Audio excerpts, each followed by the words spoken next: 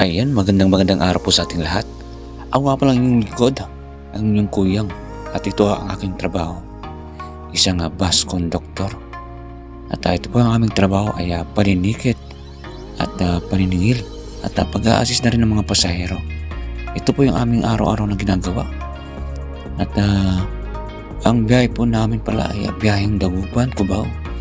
Sa mga gustong sumakay po dito sa amin, ayan, biyaheng Dagupan po tayo. 3391 ang takbong pugi. Ayan na nga po at naniningil na po tayo.